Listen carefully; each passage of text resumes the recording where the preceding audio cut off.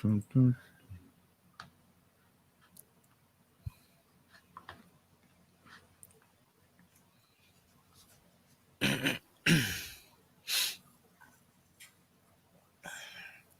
link.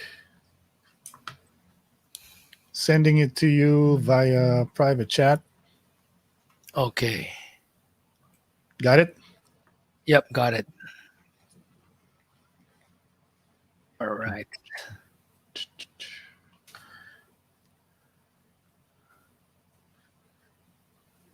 Okay. Yep, let's talk a lot about stuff tonight.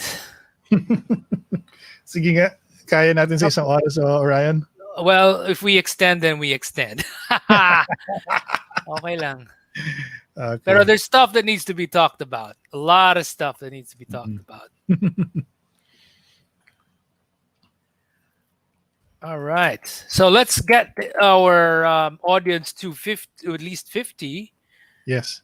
And then we go to the meat of the topic. So we've got 15 people right now. I think let's just keep on talking about the normal stuff, constitutional reform. Mm-hmm. And why are there so many people? Bakit may mga tao na hindi pa rin naintindihan ng constitutional reform? Ano ba talaga? Mahirap pa talagang intindihin to? Ano ba? Rocket science pa talaga to? Sa totoo lang, ang problema kasi ng iba, tingin ko, may maraming tao na nag-iisip, alam ko na yan. Ganyan sila. Ang nakikita ko sa analysis ko at sa nakikita ko sa maraming mga taong medyo yung hindi sila ganun kapabor sa federalism, na nanggagaling sila doon sa attitude na alam ko na yan. Pero hindi pala nila napag-aralan kung ano ba talaga ang federalism. Sige, hold that thought, Orion.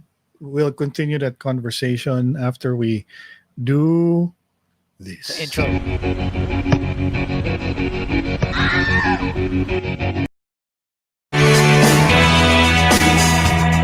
Hey, hey, hey!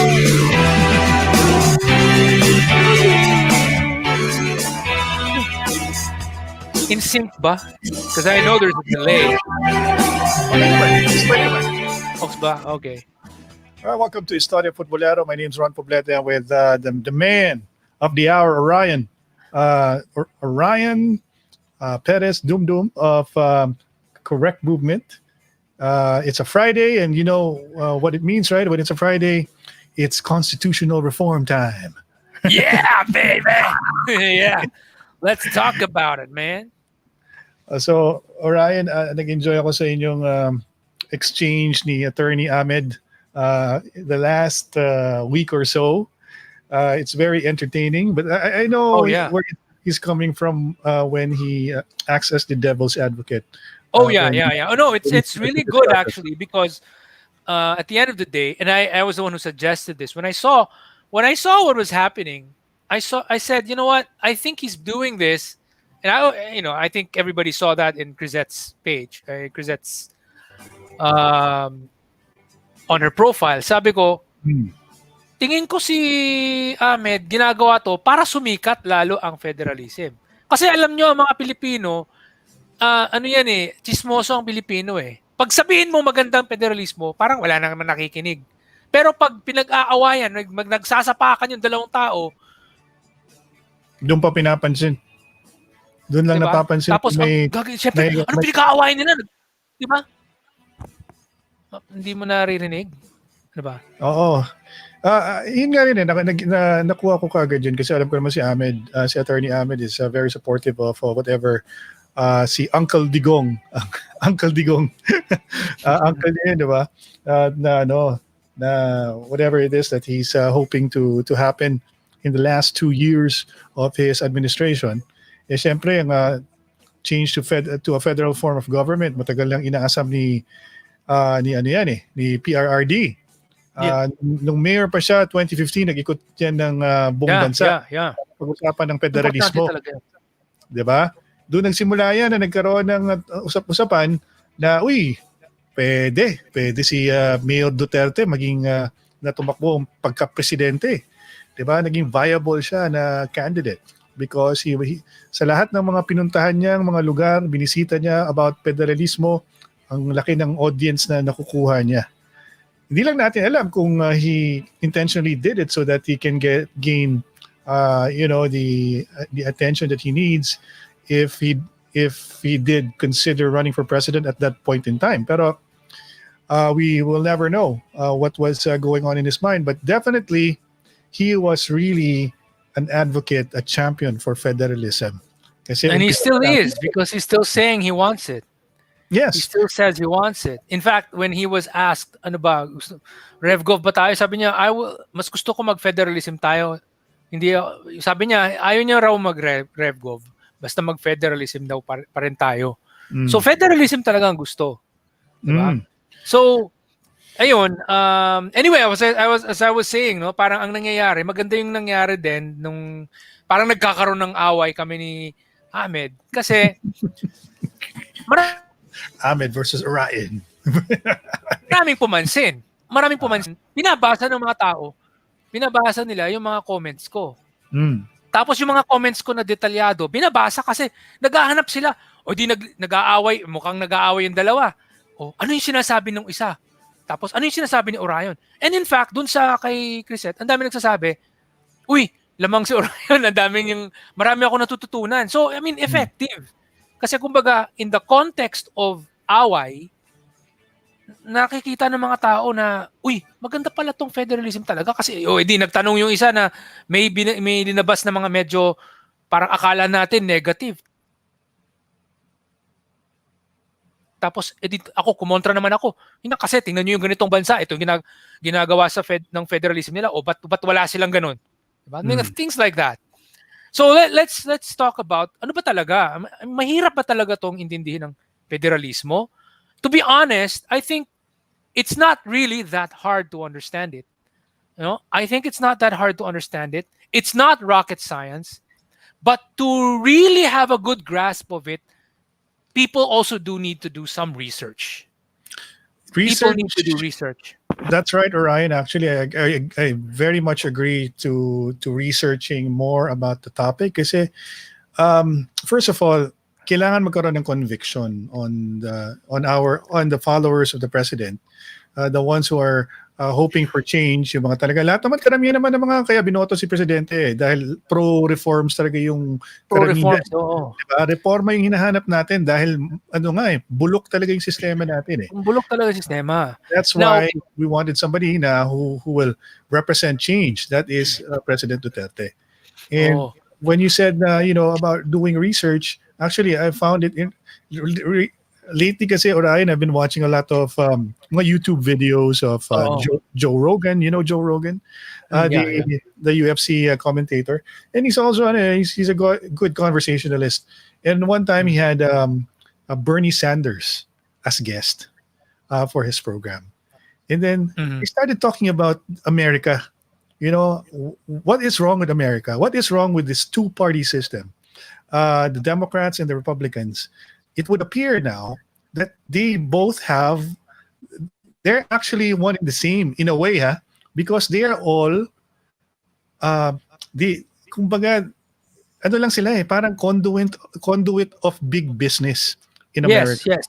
Diba? Yes. So whether it's a Democrat or Republican, lahat sila, they're representing an agenda from big business. And you know what? I found interesting that one thing I found very interesting. Ang pinagkaiba lang daw is like this, no? Ang pinagkaiba lang daw is that parehong big business, and then one side, say for example the Democrats, is just from New York, yung mga Wall Street daw yun. Whereas Republicans naman, it's oil, the oil big lobby, oil. It's oil and heavy industries type. So the gun industry. Gun industry. Second Amendment, the NRA. Republican leaning kumbaga NRA is a big supporter of Republican candidates.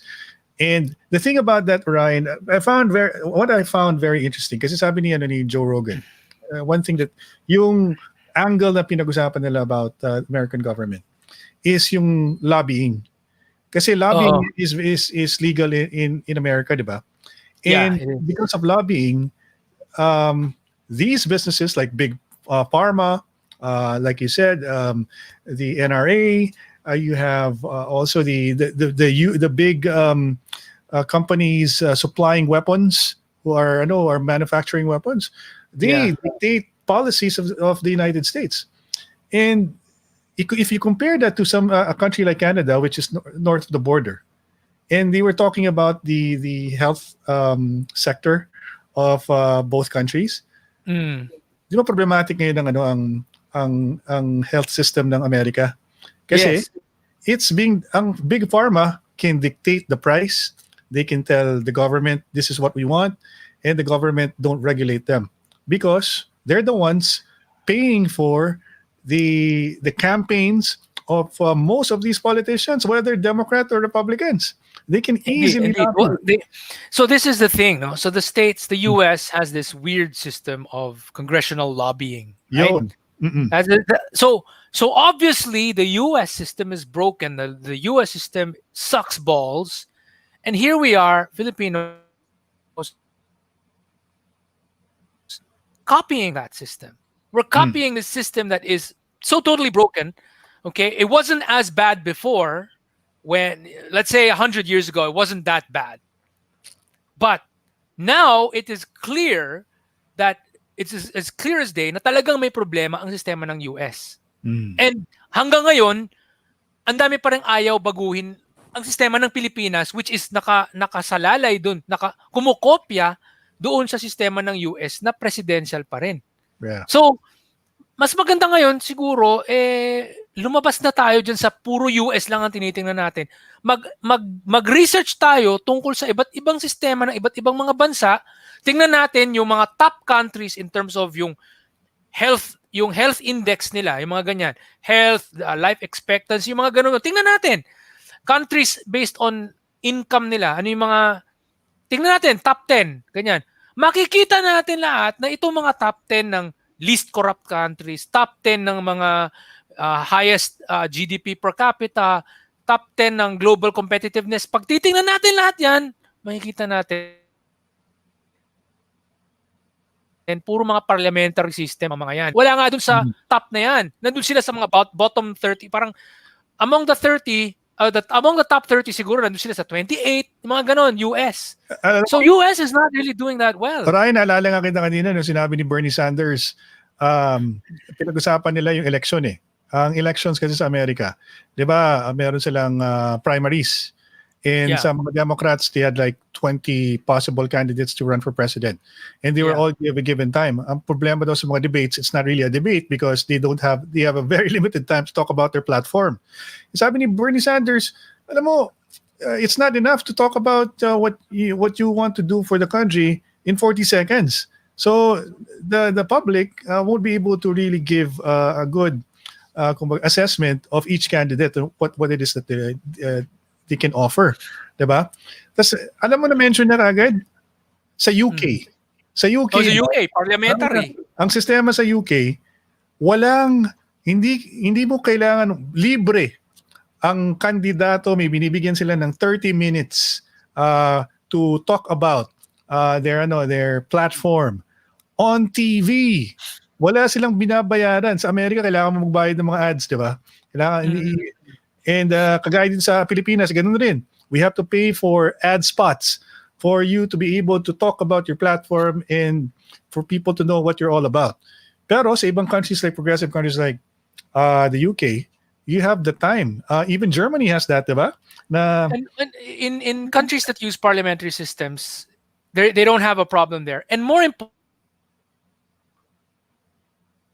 importantly, how do they have these? They don't have these primaries like the US does. Internally, yung mga members ng party, they already decide based on sino yung mga alam ng mga tao sa loob ng partido, yung mga magagaling.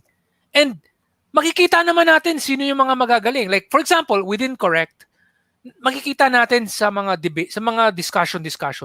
Sino yung mga active na participants? So nakikita mo yung taong to, marami siyang magagandang sinasabi, marami active siya, kumbaga. So doon pa lang nakikita mo And it's not kasikatan eh. It's not kasikatan. Nakikita mo yung quality ng mga sinasabi ng tao. Over a course of, let's say, several months, makikita mo yun eh. So it's not parang yung selection period mo ay hindi yung parang may 5 hours tapos aalamin mo sino yung pinakamagaling. No, over a period of time, dun mo makikita sino yung magagaling. And there's going to be probably 5 people na nakikita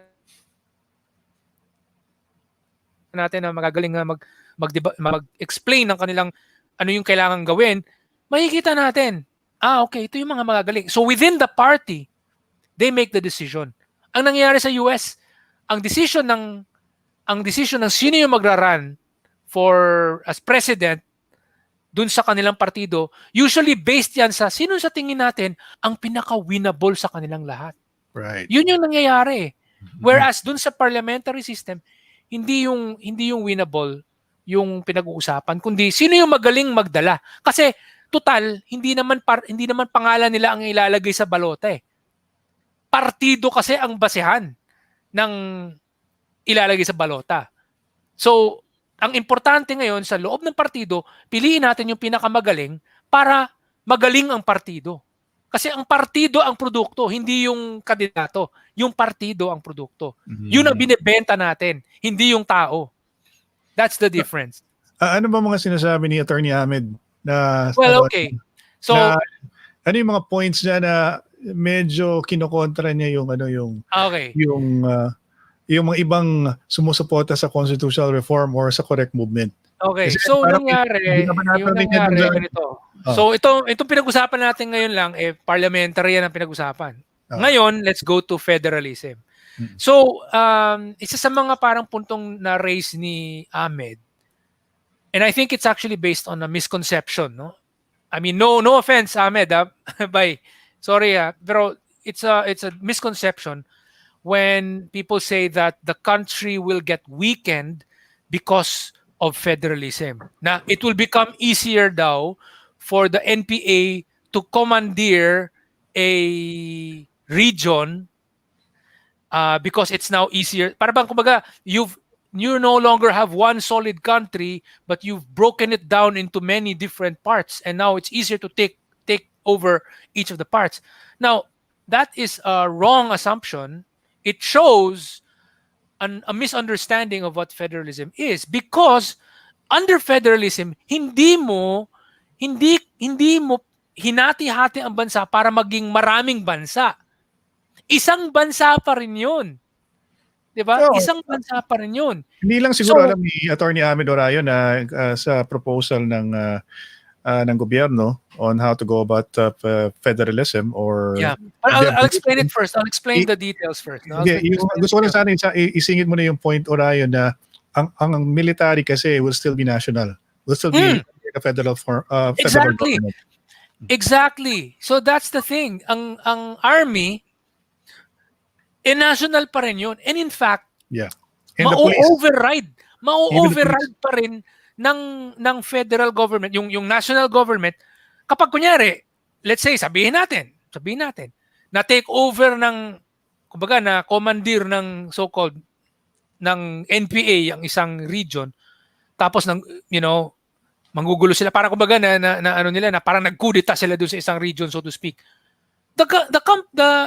The country as a whole can order the army to go there. Yeah. Can take over. It's just the same as like now.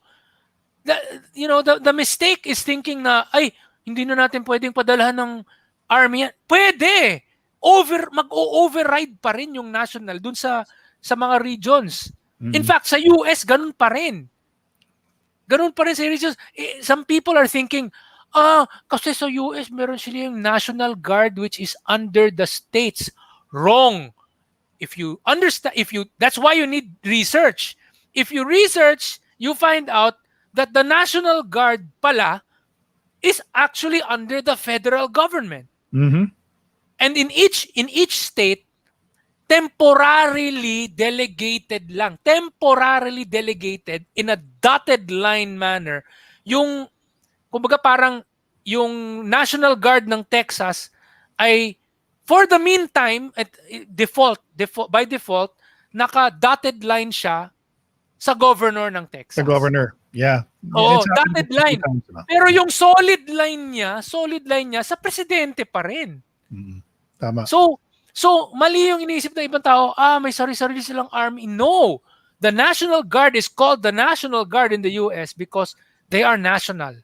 And it just so happens that by default, naka-delegate lang temporarily in a dotted line fashion to the state governor yung command nung state National Guard. But the moment there is a for the federal government to do something in that state, they will federalize it. They'll immediately meron silang isa-sign lang na papel, diretso. Nag-change na ngayon yung reporting structure. Nandun na yun sa presidente. Presidente nang masusunod. Hindi, tsaka ganun, hindi na natin sinusunod orayon yung yung model ng Amerika kasi wala naman tayong ganun. Yeah, wala naman tayong ganun sa states. Even the PNP, kasi sa Amerika, di ba, ang police force is state, di ba, under the state. But here, state, sa model ng sa federalism na pinopropose ng government, ang national police will still be under the federal government. Yes. Wala pa ring hawak And the biggest mistake of many people is to assume that there's only one kind of federalism. No, there are many kinds of federalism. In fact, ang ginagaya natin sa proposal ng Pilipinas, halos lahat ng drafts, kasama PDP laban, kasamang centrist proposals, kasama ang People's Draft. Puro yan nagsasabi na ang PNP ay mananatiling national, katulad lang ng Malaysia, na ang Royal Malaysian Police ay national. Wala silang mga State Police of Terengganu, State Sarangani Police Province of Johor. Wala silang ganun. State Police of Johor, of Sabah. Wala silang ganun. Royal Malaysian Police yun. Right. So, di ba? Police di Raja Malaysia. Ganun sila. I mean, parang naka-national sila. Wala na sila yung mga tulad dun sa US na kada state may iba't ibang mga police. So, ina-assume nila, magiging ganyan yung Pilipinos din. Hindi eh. Pwede naman natin gawing national pa rin. In fact, yun ang plano eh. So, in fact, yung federalism ng Pilipinas ay nakatutok talaga as much as possible, nakatutok sa economic management. Yung parang yung rason kung bakit tayo mag-federalism is para yung mga regions ay may sarili silang kakayahan na mag-akit ng investor sa kanilang lugar para mag-develop ang kanilang lugar. Yun yung focus ng federalism ng Pilipinas. Hindi yung mga dapat magkaroon siya ng sariling police. Hindi yun yung main point eh. Yung main point ng Pilipinas para mag-federalism tayo ay para yung mga regions ay umunlad din. Yun ang lagi nakakalimutan ng marami. So, ang daming wrong assumptions na parang hahati-hatiin ang Pilipinas into different independent countries. Parang yun yung iniisip nila, akala nila EU. Para akala nila European Union, which is not a federalism. It's not federalism. That's a confederation. That's what it is.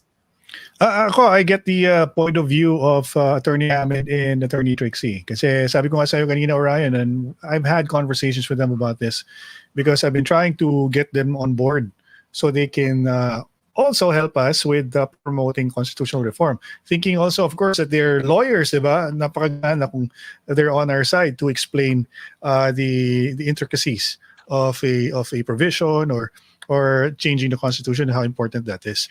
But ang problema lang naman ng contention ni Attorney Trixie, kaya hindi siya talagang all out pa rin hanggang ngayon kasi si Attorney Trixie and Attorney Ahmed, I'd like to think they're just waiting for the president to tell them, natin, talagang itulak na natin ang federalismo.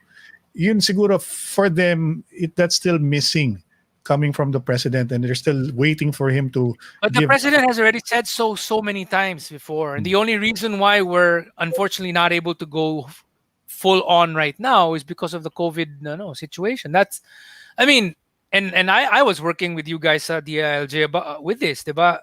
We know what happened. The Concom draft happened, and then it was submitted to the president. And the president, when he looked at it, he also heard the comments and the complaints of many people, including kami sa Correct. We sent a lot of complaints about the Concom draft, and he listened. And so therefore, President Duterte nag-decide siya na gumawa siya ng IATF, para Interagency ayusin, Task Force, para which i-review. para i-review, para ayusin yung kailangan ayusin, which is exactly why yung 2019 nagkaroon ng right shop, nagkataon nandun din ako sa Pilipinas, 'di ba? At nakapunta ako diyan, nakitulong ako diyan sa inyo dahil yun seryoso si Duterte na ayusin yung problema nung Concom draft kasi ang dami talaga mismong mga economic managers niya tumututol dun sa draft. In fact, sabi naman ni, for example, Secretary Dominguez, he said, I am not against federalism. I want federalism, but I don't want that draft. Yun ang sabi niya. Bakit? Kasi yung draft na yun, unfortunately, hindi maganda yung pagkasulat ng federalism niya. Hindi naman sila magiging hindi pala sila magiging ano yung tawag dyan, yung may economic federalism, may fiscal federalism. Wala pala silang tunay na fiscal federalism under that draft. Well, first of all, people should know, especially the ones who are watching this, kasi karamihan din ng mga nakikinig sa atin ngayon are also followers of Correct Movement, para you have an idea what went on during that time. Yung Concom kasi is composed of primarily lawyers and old fogies. Most of them are like old fogies. Wala masyadong napasok dyan na nakasama ng mga economists, business people, wala masyado. People, political scientists, wala masyado, konti lang. Hindi na represent all the sectors, including the executive department, which is the most important thing. You have to have representation coming from the executive department, so that they can give their inputs given the realities on the ground. Kung ano yung mga tinatawag nating expectations that or dapat kasi pinlano nila or inayos nila yung draft based on what can be done given the bureaucracy right now, 'di ba? Paano hindi naman nila kinausap yung mga ahensya, mga head ng mga ahensya? Hindi nila alam kung ano yung pananaw ng mga tao na nagtatrabaho ngayon sa gobyerno. Paano ka magkakaroon ng constitution na people will actually buy into, 'di ba? Orion. So that's why that's partly it. Yeah. Kaya nga yung IATF is composed of mostly agencies, all the different agencies of the government, so that they can finally give their input. So para maayos natin na mabuti yung mga provisions na ating pinopropose for a new constitution. That's what was missing sa Concom. It was totally missing. Another one is the interdisciplinary or multidisciplinary aspect of how to solve a problem. If we compare, for example, the diversity that was present in the 2005 Concom of GMA, that one was really high quality. Dami-daming tao from all these different sectors. It had a lot of economists in it. It had finance people in it. It had political scientists, top-notch political scientists in it. It had a lot of business people in it. It had grabe. It had a lot of different people, a lot of different inputs coming from different points of view that are of course related to nation building. So economics and all that stuff. And then there were also lawyers, yes. But they were not the only group. Whereas in this particular Concom of 2018, it was just almost all lawyers and just a handful of non-lawyers. So parang nangyari, stuck sila sa isang point of view na wala silang ibang narinig. In fact, and I hate to say this, the lawyers would have actually been useful mostly as the secretariat of a multidisciplinary group, because the lawyers know how to write stuff using legal terms, Mm. right? But they don't necessarily know much about these other topics, or political science, the system, how to design a system. They don't know this. They just know how to write things using the legal terminology, but that's it. So, yun yung maling, sa tingin ko talaga, talagang malaking problema yan. Now, here's the other thing, no, I wanted to say. I noticed, for example, that there are a lot of other people na, sabihin natin, mga non-lawyer or hindi masyadong specialist, pero practical-minded, na gets nila yung federalism. I'll give you a really good example. Sina Mocha and si Banat Bay. Alright? Sina Mocha and Banat Bay, many people are not going to say na academic ano sila. Hindi, they're not they don't make themselves known for that, diba? But they really studied it. Okay? They really went out of their way to ask me questions, to read up on federalism. That's why we were able to come up with these videos. And now, itong si Banat Bay, when kapag nagbablog siya, lagi niyang mine-mention yung kinakailangan baguhin yung konstitusyon, ganito. At yung pag-explain niya sa mga problema ng sistema natin at kung ano yung mga solusyon, ang galing niyang mag-explain. Gets na gets niya. Tama ang mga detaling sinasabi niya. This is the main thing. He was very, very humble to ask and learn. Kasi wala doon kay Banat ba yung, ay, alam ko na yan, di ko na kailangan pag-aralan yan. Which unfortunately, some people from the legal profession already have this idea na galing ako sa legal profession, kapag anything to do with politics and governance, alam ko na yan. Parang ganun yung orientation ng maraming lawyers. And hindi ko naman sa minamalit ang lawyers, pero partly din ang may kasalanan dyan, yung Philippine society. Kasi sobrang taas ng tingin natin sa mga lawyer, ng mga ordinaryong Pilipino, taas ng tingin sa mga lawyer, na parang ang tingin natin, lahat ng anything to do with politics and governance, sila na yung naghahari. Alam nyo na lahat yan. So, sila rin, alam namin yan. Pero yung pala, yung mga, how does federalism work? What's the difference of presidential and parliamentary system and how they work? Hindi, kailangan niyang pag-aralan. Hindi pwedeng dinadaan lang sa maling akala or sa haka-haka. You have to study it. And if you don't study it, you will make all these wrong assumptions. You will say things that are not right. So yeah, speaking of assumptions, I think that's the most important thing. That's correct. Actually, Ryan, before we continue, let me read some of the messages here coming from our viewers who have their own opinion about the subject matter. Like si Lawrence Tua. Daming message si Lawrence. Yes, I have a lawyer uncle like that. He agrees. Sabi ni Kidran Agoncillo, may attainment sa college level pa dun eh. And then si Real Wind, sana sa half year sa 2021 ay makashift na tayo. Ang hirap na talaga sa ganitong sistema. Maayong gabi, Sir Orion and Sir Ron. Alright. Maayong gabi, Ibay. Si Justin Cunanan, nakikinabang sa bulok na sistema. I guess is pertaining to most of our leaders in government right now. Si Kiko lang daw ang problema sa pag-shift to federal, sabi ni Justin. Sana mag-shift na. Sabi ni Gian Santos, Kidran Agoncillo, the SAF for me and other departments that need to have a centralized intel. Okay. So thank you so much for joining our discussion here tonight about constitutional reform and please spread this out. I-share nyo yung link na to para marami makakapanood. Hindi lang kayo. Para dumami yung mga nanonood. Pero I think na-establish naman natin, Orion, no? I think people know that the challenge really here is how do we defeat the very powerful because they're the ones who are dictating what the government should be. And most of the time, the government is being run by people who are protecting their interests.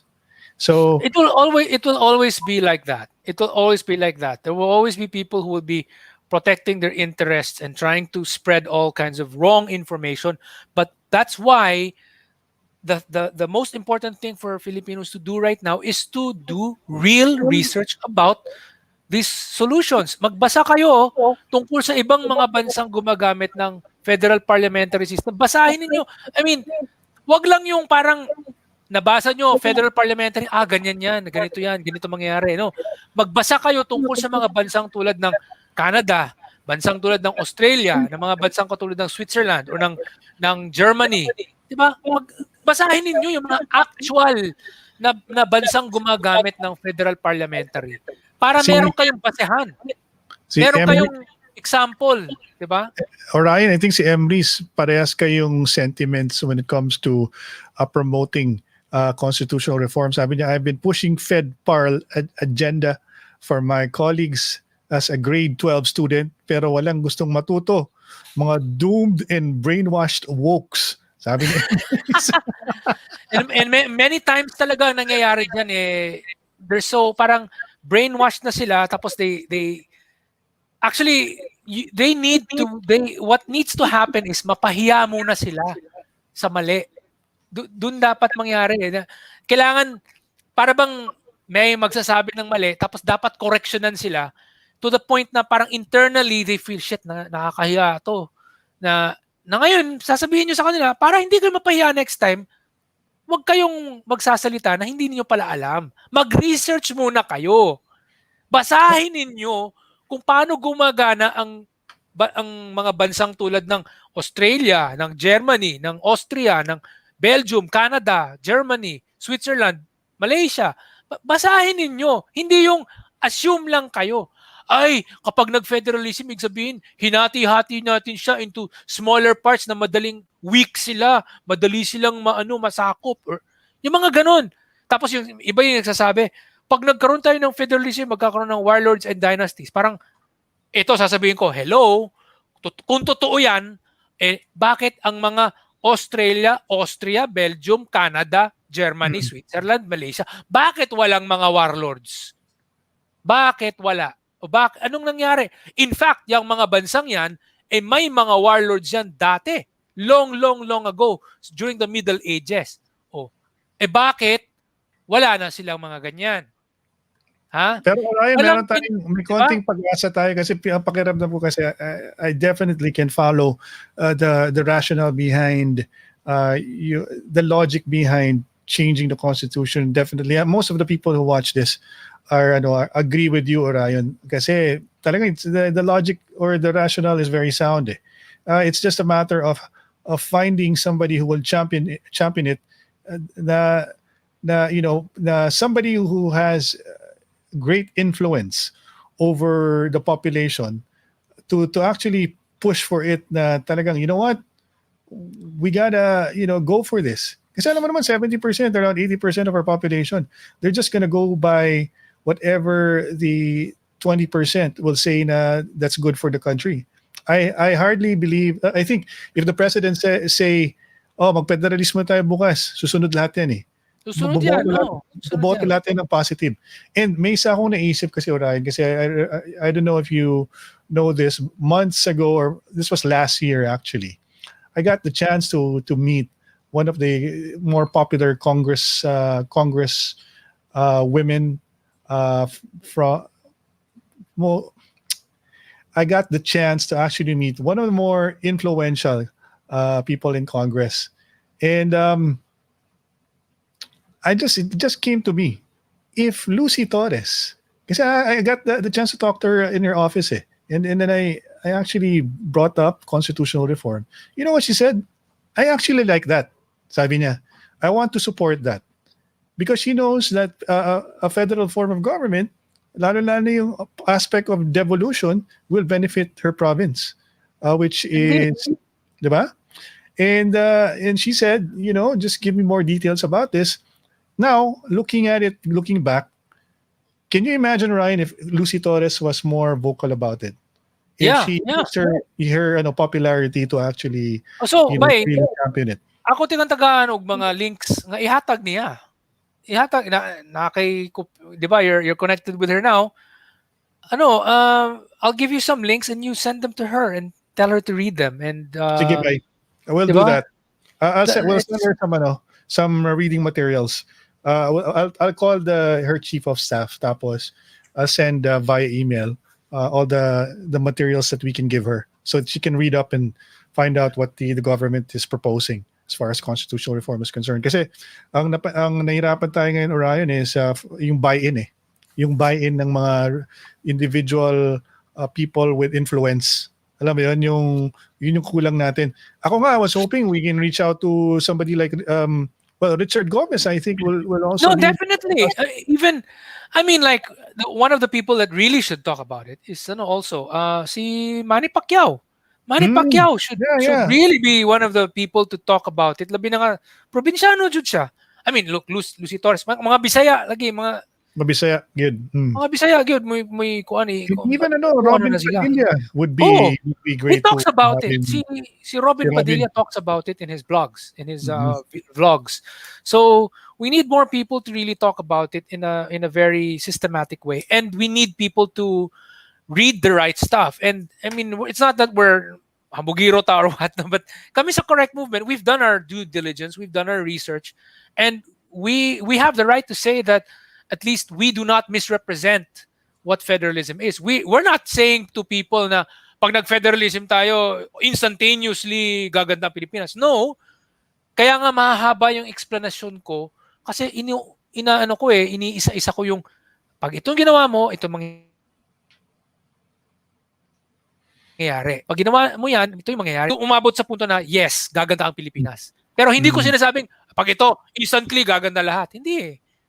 Alam naman natin na hindi naman instantly lahat gaganda. Alam natin na kapag ginawa natin ito, magiging mas mabilis ang pagpapaganda ng Pilipinas kaysa sa kung hindi natin ginawa ito. Diba? Ryan, meron akong gusto ipanood sa'yo na video nga pala. Naalala ko lang bigla. I think this is very, it's a timely video to show you guys. Tingnan natin kung pwede kong i-share, no? Okay, sige. Check this one out.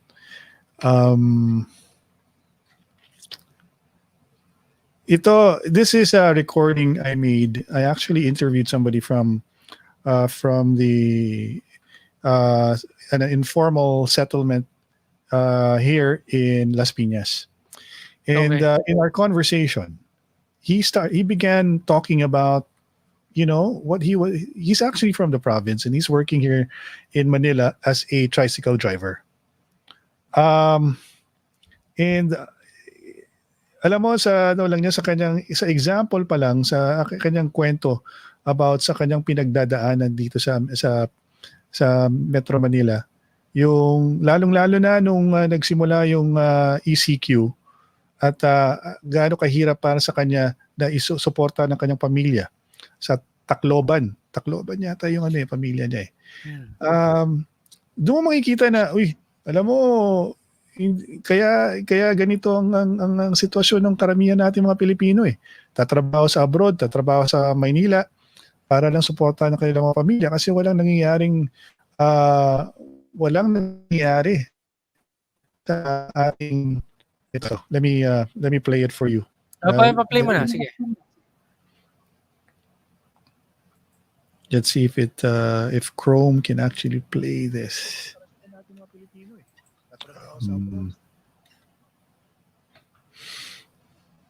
Magana ba yan?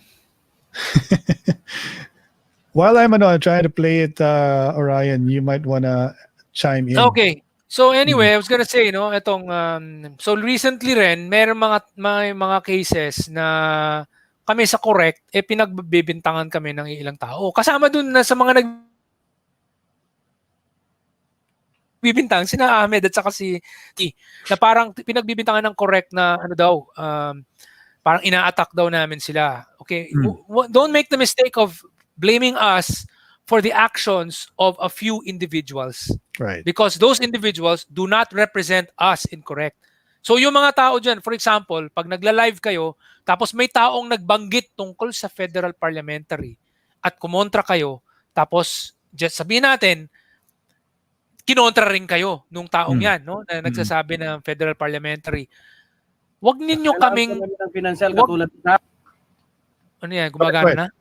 Okay, wag kayong magalit sa amin, sa correct, na may mga taong ganyan na nagagalit sa inyo kung parang lumalabas na mukha kayong hindi supportive sa federalism o sa ibang mga reforma. Ang nangyayari dyan, kami sa correct, ang aming pakay lamang ikalat namin ang impormasyon sa maraming tao. Okay? So yun lang talagang tunay namin ginagawa. Nagkakalat kami ng impormasyon para maraming tao makakaalam kung ano yung kailangan gawin para gumanda ang Pilipinas sana. Diba? So yun yung mga reforma. Now, itong ibang mga tao, nabasa nila yan, nakita nila, ito pala talaga ang kailangan. Kaganyan sila.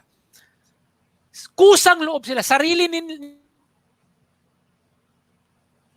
yun as individuals sa mga page ninyo. At kumbaga paminsan, nagko-comment sila o nambabati ko sila na bakit hindi nyo sinusuporta ng federalismo ni Pangulong Duterte. Huwag nyo kaming pagbintangan. Yung mga taong yan, sila yung nagsasabi niyan dahil galit sila na ang Pilipinas bulok pa rin. Okay? So wag nyo kaming sisisihin at wag nyo rin silang sisisihin kasi kung ikaw alam mo na ito pala ang kailangan ng Pilipinas, magagalit ka talaga pag may nakikita kang kumukontra. So natural lang na nagagalit sila.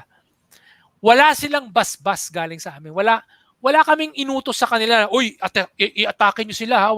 Atakihin nyo yan si RJ, si TP, o si Ahmed, o si wag nyo. Wala naman. I don't think, well, diba? The only time naman nag-organize tayo ng such a thing was to attack Kiko. But Kiko, yes. Ang kaiisang inorganisa namin, yung si Kiko, yung oust Kiko. Pero yung kunyari, puntahan ninyo si TP, wala kaming ganon. Wala. In fact, yung mga pumupunta dyan sa mga vlog nila, 2 tao, 3 tao. Tapos, nakikita lang nila yung salita, Federal Parliamentary, sina Orion yan, gaganyan. Hindi, wala akong kinalaman dyan. Hindi ko sila sinabihan. Kusang loob silang pumunta dyan dahil gusto nilang ikalat ang impormasyon. At galit sila na ang Pilipinas ay napag-iiwanan pa rin. So, huwag kayong magalit sa kanila at huwag nyo rin kaming bibintangan.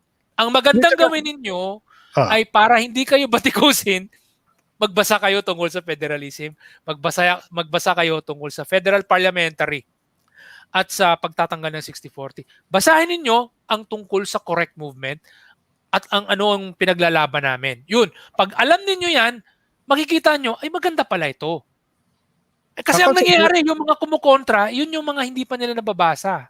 Ang suggestion ko, Ryan, yung ating mga supporters ng correct movement at saka constitutional reform, pag pumunta kayo sa mga pages ng mga influencers na tinatawag, yung mga vloggers na sikat, tanongin nyo sila. Huwag nyo parang i-dictate sa kanila. Huwag din kayo magalit sa kanila. Kaya ang sabi ko nga ngayon, meron akong, dahil sa naririnig ko rin yung mga complaints na ito, at parang, kumbaga, parang nadadamay na ako, dinadamay ang correct, dinadamay ako. Nagsabi na ako ng guideline. Sabi ko, bago kayo magalit, kapag papasok kayo sa vlog ng ibang tao, wag muna kayo magalit. Mag-count muna kayo ng 3. Pag yung tao ay kumukontra, ang pinakauna ninyong approach dun sa tao, maganda muna. Okay? Gandahan nyo yung pagkasabi nyo. Actually, maganda ang federalism dahil ganito. Galit yung kabila, huwag ka munang gumanti. Count 1. Okay? Naka-1 ka na Count 2. After that, kapag yung taong yan nag-attack pa rin, sige, isa pa. One more time. Pag umabot na ng 3 beses kang mabait sa kanya at masama pa rin siya sa'yo, dun ka na lang gumanti. Dun lang. So, huwag kang gaganti ng agad-agad. Yung parang kumukontra siya, nagalit ka na sa kanya. Dapat civil mo na yung ating conversation. 3 muna ang beses. 3 times muna. Ito ako, I'm hoping nga, Try Orion, to be na civil all those 3 times. Times maging civil, do so. Di ba? this is So my, yun. this O is ano, my, pakita na natin yung video. oo, Ano? ito sana, gusto ko sana mangyari kasi, alam mo, back in the day, Orion, when we were in college, we went through yung, a series of immersions, di ba? Uh, Oo. why did we have to go through that? Why did the school ask us to go through these immersions? Because we need to open our eyes on what's happening out there. Kasi we can't make sound decisions. We can't, give a proper assessment of what's happening in the country if we don't know what's happening out there, diba? And generally, Yeah. what's happening out there to most of the people who live in poverty, we have no idea what they are going through. So, suggestion ko, if you have the time, the means, and the actual the passion to converse or communicate with other people, go out to these areas and then try to talk to them and have a conversation with them. Even if you go to, like, if you have your car fixed, for example, talk to your mechanic and ask him about the issues of the day. Let me give you an example of what I did when we were under the ECQ. And this is one of the feed. This is one of the guys I was able to talk to. He's a tricycle driver in one of the informal settlements here in Las Piñas. Tell me if you can hear the audio. This is what he said about his plight here in Manila. Kailangan po namin ng financial, katulad po sa akin. Oo. Kaming mag-asawa nandito. Ngayon noon po, yung anak namin nasa probinsya, sa Leyte, nangihingi ng pera kasi wala na silang makain doon. Kami ngayon dito, wala kaming hanap buhay kasi driver ako ng tricycle. Pinahinto yung hanap buhay namin ng tricycle. Ngayon, tawag ng tawag yung mga anak namin doon na magpapadala kami ng pera kasi nahinto rin yung pag-aaral nila.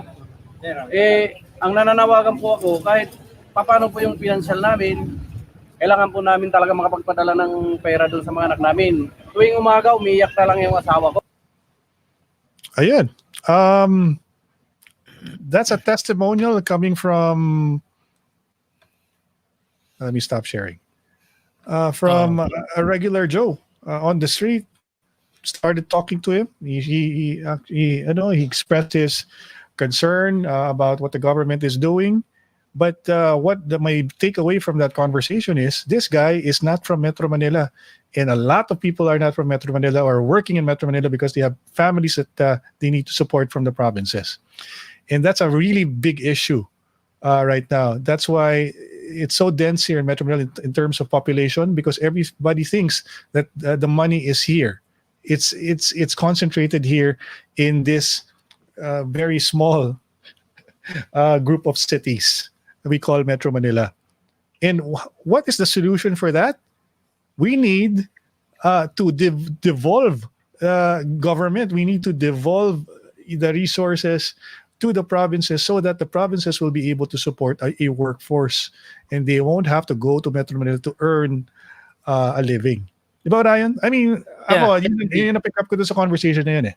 Oh, what do you think about that? No, it's so clear that the reason why he's in Metro Manila is because there are no jobs in Leyte where he's from.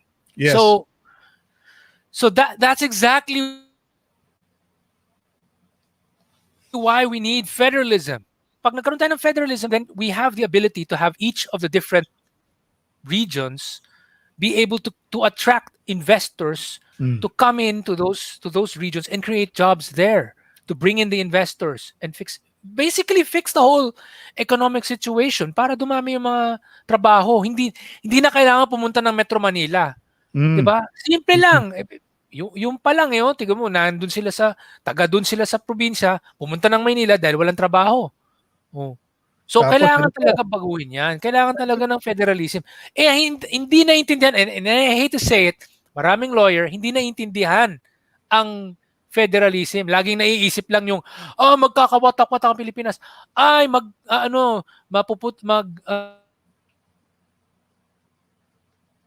magigiliit na mga wiyas ang Pilipinas. Ang mawiweaken ang Pilipinas, blah, blah, blah, dadami ang warlords and dynasties, puro fake news. Puro wrong information about federalism.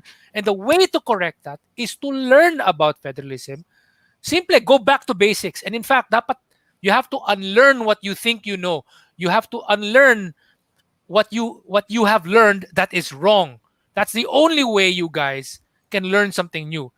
And remove the attitude of, kasi lawyer kami ang pinakamaraming alam tungkol sa politics and governance. Wrong. Because, in fact, pag binasa ko ang mga curriculum, halos, ano bang mapag-aaralan niyo tungkol sa federalism at saka sa mga ano dyan? Walang subject, no subject in law talks about federalism or parliamentary system, whatever. Ang tinuturo sa inyo, yung jurisprudence, yung law, yung basically law.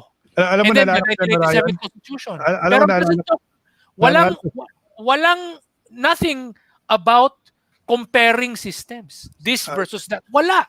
Okay, you know go what's ahead. comparable to yung perception of lawyers that kumbaga we depend too much on lawyers when it comes to the laws of our land, the Constitution.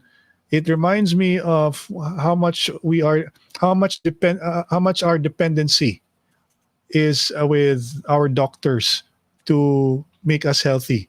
Kasi ang mga doctors, pansinin mo one thing you will notice, and I've been watching a lot of documentaries about health, they are not well versed with nutrition.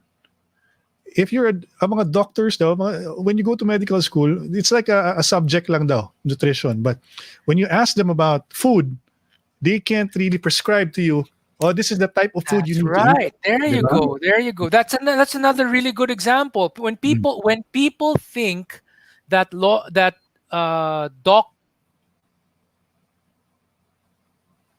are necessarily, but that's not what they are.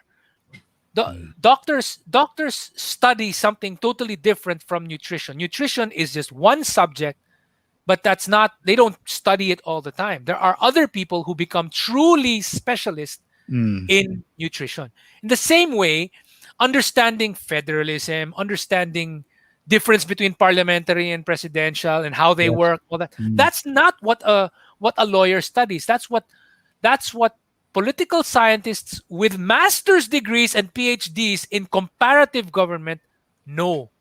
So, iba yung focus eh. Ganon din yung difference between psychiatrist and psychologist. 'Di ba? So, yung pwedeng mag-prescribe ng yung mga antidepressant, mga ganyan. Ang psychologist hindi nagaganyan. Ang psychiatrist, oo. Ang psychiatrist, medical doctor yan na may kinalaman diyan sa psychiatry, which can prescribe these kinds of medication. Pero ang psychologist hindi. A psychologist talks to you about what's the problem in your life, blah blah blah, ganun. Counseling ang lumalabas doon. So maraming cases na nagkakamaling ibang tao, 'di ba? And then paminsan sila mismo akala rin nila na ginagawa kaming Diyos kami ng mga tao na akala nila lahat ng and governance alam naming mga lawyer, baka ganun nga, totoo. So they start believing in the myth.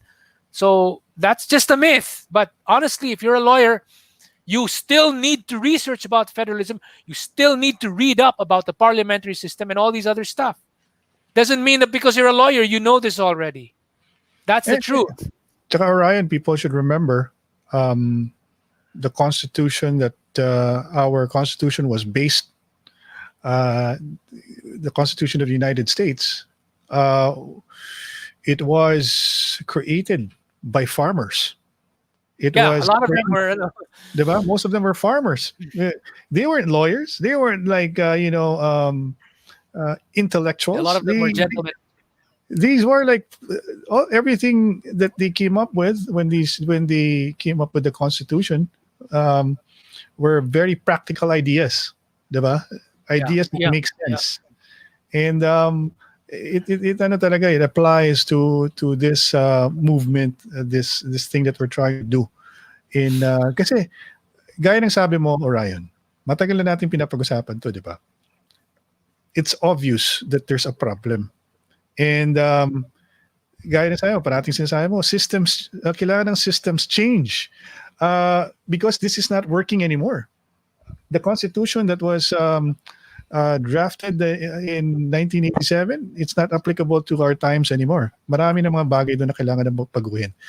And for people to try to stop that, the ones who are against it, they're not even thinking about the reason why we need to do so. Diba? Para sa kanila, it's all sentimentality. If the framers will think, kami kasi we're behind that. It's a perfect constitution. We need people to change. It's not the constitution that needs to change. We need to change our leaders. But how can leaders come out? I'll give an example. How can you develop leaders if you don't create the environment for it? And that's where a system comes in. I'll give another example. Well, when you buy a laptop now, obviously, what you have sa laptop mo na yung may OS na yan, may Windows 10 na yan, ganyan. Naka-preload na diyan sa sa computer, no? Ngayon, yung version ng Windows 10 na yan, yun yung version na pinasok doon sa computer na yan noong, I don't know, a few months ago when it was still made by the company, when it was manufactured, diba, by the company. But usually every month nagkakaroon ng mga updates, 'di ba? Ang Microsoft. So yung first thing na nangyayari na pag kinabit mo sa internet yung computer mo, magda-download siya ng mga updates tapos i-apply niya. 'Di ba? So ang problema kasi ng 1987 Constitution para tayong merong OS na ever since never nagkaroon ng update. Kasi zero updates. Zero. Pirated kasi Orion. Pirated. Ayaw mo Hindi siya na-update at all. Since 1987. Diba? Alam naman natin, and everyone needs to understand, political systems, governance, a lot of it is trial and error. You never know really if something that you set up, laws or whatever, are going to work. So, sometimes, that's why you need to keep on changing stuff. Kasi, medyo hindi gumagana dito, ayusin natin. So, you have to fix things as you learn na, hindi pala, ganun kaganda pala ito. Hindi yung porket, kasi luma yan, mas maganda yan. No. You have to look at, gumagana ba siya o hindi? At kung hindi siya gumagana, kailangan ayusin. That's what we do also sa IT. But, I don't know for what reason, sa Philippines, napag-isipan ng iba na, hindi, keep it as is, wag natin baguhin. Wala. Mapag-iiwanan talaga tayo. Mapag-iiwanan talaga tayo ng ibang mga bansa sa Southeast Asia. Yan ang mangyayari sa atin. Ryan, I challenge you, if you get the chance to talk to a 20-year-old or a 19-year-old, I just want you to be able to gauge whether or not they will pay attention to you for 5 straight minutes when you talk about constitutional reform. And I think from there we can gauge whether or not this is going to work when it comes to promoting it to the youth, who are very important for this to really gain steam.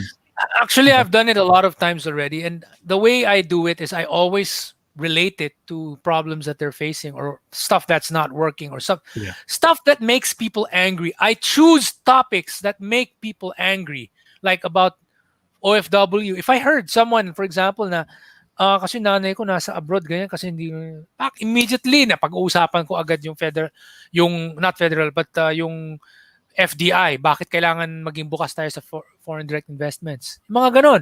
Nung nagkaroon ng yung aming dalawang female guests na every Wednesday, si Celine at saka si Sarah na based in Singapore, Orion.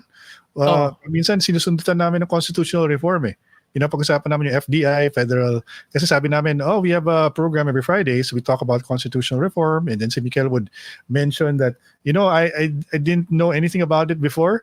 But when Ron and Orion started talking about it, I was like, okay pala ito Meron palang saysay itong constitutional reform na pinapag-usapan ng government.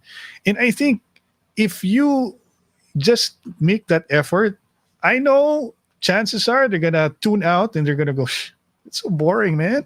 Why would I be interested in something that I don't understand?" Ganun yung initial reaction, and obviously they have their own other preoccupations like gaming, hanging out, enjoy, having fun.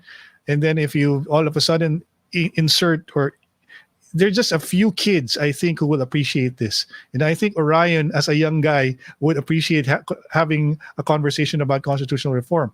But the rest of our peers who are out there, like if you're in college, or who are just out there just to have fun, chances are they're going to get bored talking about this. So No, ngayon, the way to make it interesting is to connect it with really important aspects of their life. And there, as I said, it depends. It's not one size fits all eh. Kasi to certain people, importante sa kanila yung bakit ang nanay ko nasa abroad, tatay ko parang ganun. You know, all these kinds of little issues. If that's the important thing for them, that's how you tackle it. Kapag sila naman nakita nila, I mean, if it depends also on what's important to them eh. you know what's important, Orion? That the So kids during the time are, na nagkaroon tayo si Noy Noy, for example, Hmm. yung time ni Noy Noy, for example, na nag-Luneta bus hostage crisis, that particular time, naging sikat yung parliamentary system because of that. Because people were really shocked that you had this president who was so lousy na tas tatawa-tawa pa, smiling pa. Diba? I mean, it's really incompetent. And it was very clear, we explained it before, na if we had a parliamentary system, that guy would have been thrown out already. si Never. right, sabi ni Lawrence Ochoa, this is an interesting comment. No? Lawrence is a smart ass sometimes, but he's a funny guy. So yeah, sadly, 19-year-olds are mostly either just woke or apathetic. There's truth to that, because they would latch on to an issue, and they would comment about it. And even the young celebrities that we have, you got me thinking it. Kasi karamihan sa kanila, they're so, right now, I don't know if they're doing it for publicity, or they just want a little push for their career so that people will recognize them as somebody who has an advocacy, or somebody who has the brains, so that they would get into the issues and they would talk about it. One thing that's missing, kasi paminsan you end up thinking, look, just stick with your lane. I mean, you're an artista. Become the best artista. Don't become a political pundit, because if you're gonna be a political pundit and you don't know anything about it, you're gonna sound stupid, diba? And it's gonna degrade your image as a celebrity. So, but this is a free country. You can definitely speak up if you want about the issues. But for God's sake naman, di ba, Orion? Pag-aralan naman ninyo muna bago kayo magsalita. Di ba? Hindi yung banat lang ng banat. Tweet ka ng tweet. Alam mo, laki-laki ng audience mo. Milyon-milyong tao na ikinig sa'yo. Tapos hihirit ka, hindi mo naman pinag-aralan pala yung pinagsasabi mo. Yun yung, I think dapat sana nila ma-realize nila na, yes, you have the influence, you have the following, make use of it properly naman. Hindi lang porkit celebrity ka, pwede ka na magsalita kung ano na lang pagsasabi mo, tapos hindi mo naman pala pinapag-aralan yung pinagsasabi mo. Di ba? I just wanted to actually insert that in our conversation, because ultimately the challenge here, we cannot take away the fact that the youth will play a major part in the reforms that we want to happen in government and in society. They really have to be more than ever right now. We are exposed. The kids are exposed to all this information. They just need guidance. They need to know that what I'm going to say here, especially with my power as a social media influencer, this will, in a way, mold or influence other people from thinking the same way. So, dapat sana magamit nila na mas maayos. Sayang naman, di ba, Orion? That's true. Um, marami pa tayong mga followers dito. We're gonna Siguro limit your... sana ngayon, Ah, sana more people can just go to the website, and do some research. Just go to the correctphilippines.org website. oh yes. Basahin lang ninyo. It's madali lang. You don't have to read so many articles in one sitting. Like go to the website, read one article now, tomorrow read another article, and then all that stuff. And then by a certain amount of time, if you've read like 16 articles, marami na kayong alam. So A way for them to gauge Orion, diba, if they understand what they read, is to try to talk about it with someone. If you make sense, that means you actually get the gist. exactly. Diba? But if not, pag medyo, parang hindi ko pa masyado na-grasp yun, or hindi ko ma-gather yung aking ideas based on what I read, that means kailangan pong basahin ulit. Medyo kulang pa siguro yung pagkakaintindi mo. Tama ba, Ryan? That's yes, a safe way exactly. of... Tapos marami rin tayong mga videos. Marami rin tayong mga videos. So, para dun sa mga ayaw magbasa. Panoorin yung mga videos ni Orion. At saka nila, even sila Mocha and Banat Bay. Yes. Meron sila mga videos on, and si Aris also.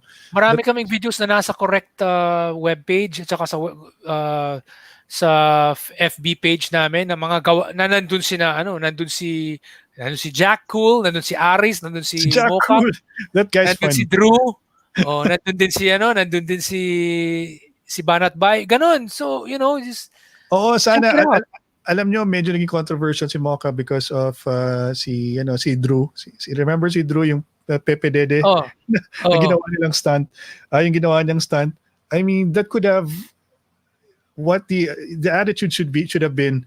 You saw that, it's funny, but what is this about? Diba? Dapat ganun yung tanong mo. No, that's what we did, and that's what so Aris actually ganito. So it was my idea, to make use of that, no. Sabi ko, okay, ang dami naninira kay Mocha, and sabi ko, pero may nagawa si Mocha na maganda na people are now looking at ano ba talaga tong federalism na to. So in-approach ko si Aris,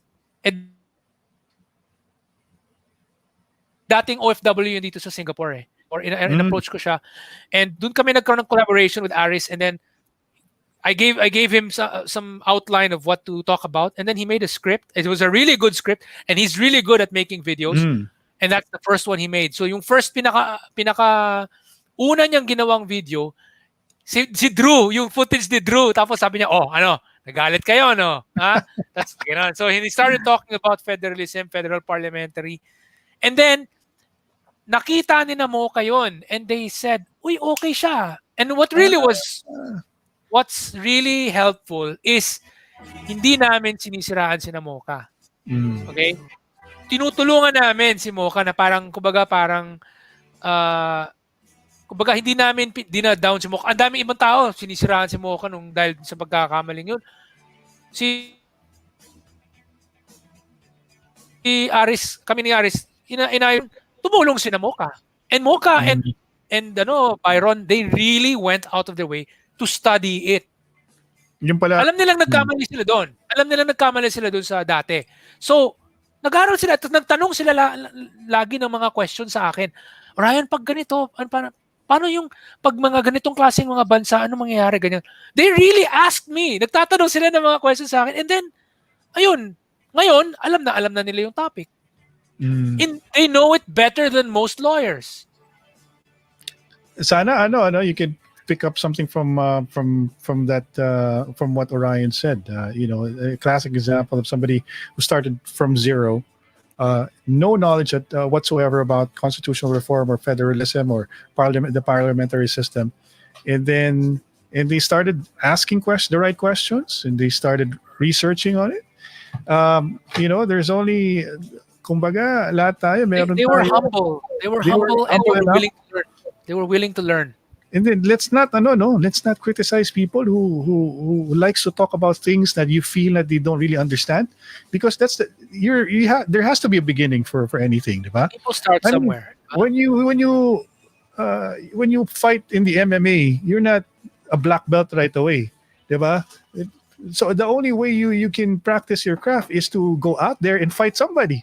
The same Yeah. thing with this. You know, we need to allow or encourage people to talk about it, even if their knowledge is very limited.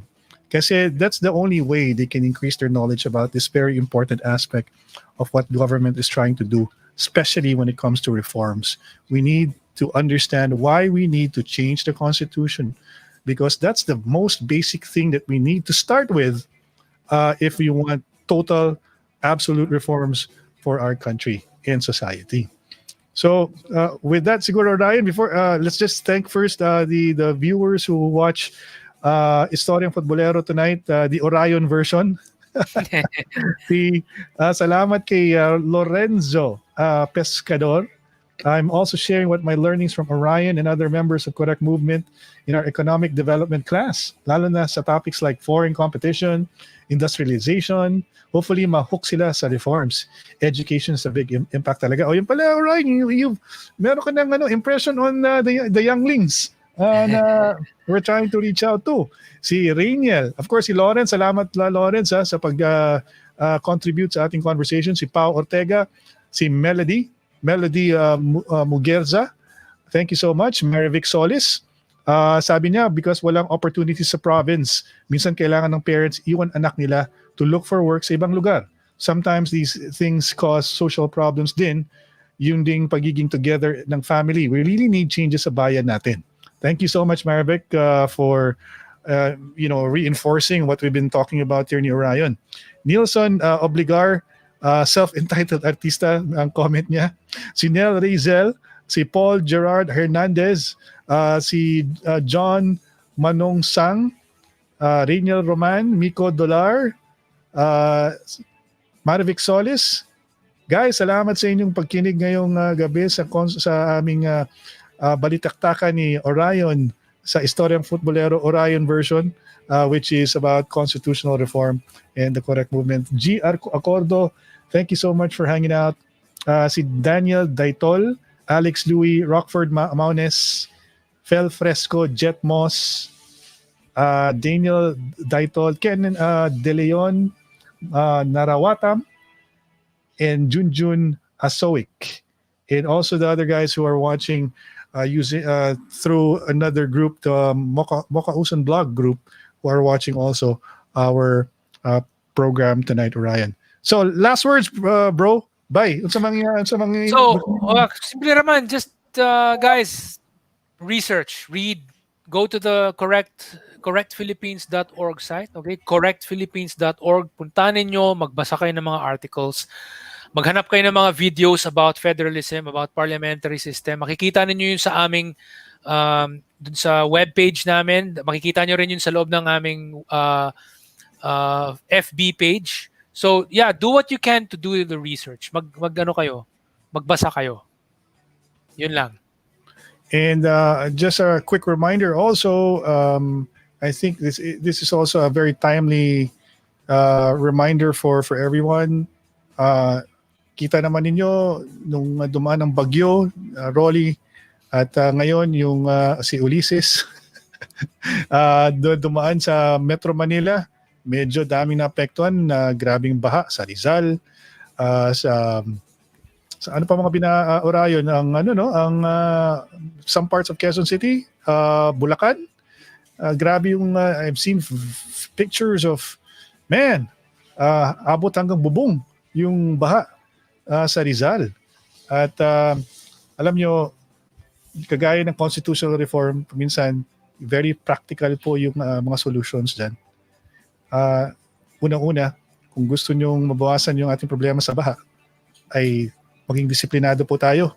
Huwag natin itapon ng basura kung saan-saan. Kasi yan po ang bumabara sa ating mga anong tawag nito, Ryan, itong drainage natin. Karamihan ng mga bumabara, sabi na ito ni Secretary Mark ng DPWH, ni Mark Villar, ay yung ating dredging na ng mga systems, puno-puno ng basura, guys. So saan nanggagaling yung basura na yan? Sa ating mga kababayan na hindi nagtatapon ng basura sa tamang lugar. So disiplina po, very important po, no? And the discipline it comes in so many different forms, including studying really hard about what we talk about every Fridays with Orion, which is constitutional reform. Have the discipline to find time for it, because if you are more knowledgeable, you'll be more helpful, especially if we are trying to change the country in a very profound way. So, yun. Si Orion na needs to go. Bye. Salamat goodbye sa imong time ron. Bye. Okay. We'll do this again next Friday. I'm Okay, sure. sige, bye. Tapos balitaan na lang ko about kay Attorney Ahmed kung saan naging na nahitabo. Bye. kung friends na pud mo usab. Friends on me. Actually, in fact, as I said, it helped a lot. Na so-called away-away ko, no. A lot of people were really reading through. They were very interested. What's going on? Nag-away nga sila dua. Pero wala man may nag-away. But kita sila nga na exchange, and then they could read through, and then they could see that we had this question and answer, and then I was able to really explain that we really need these reforms, and they are good. That's the beauty of the people who support this administration and the president. We argue, we debate the issues. Hindi tayo lahat yung sunod-sunuran lang kung anong gusto ng isa. We will question whatever it is that somebody says about the things that we need to do for the country, because it's very important that we sit down and really discuss the issues thoroughly, so that we can come up with solutions that will work for the long term. So that's it, guys. That's it. Okay, guys. Thank you. Ayaw kalimot, bidang may disiplina, bawal ang walang mask, i-sanitize ang kamay, distansya isang metro. Alamin ang totoong impormasyon, Orion, di ba? Bawal ang fake news. Ayaw mo sige paminaw kang sa mga oposisyon, kanang si Kiko, kanang si Wala lagi.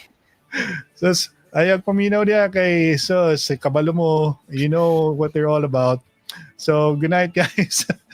Have a good one. Okay. Enjoy your weekend, Orion. Bye.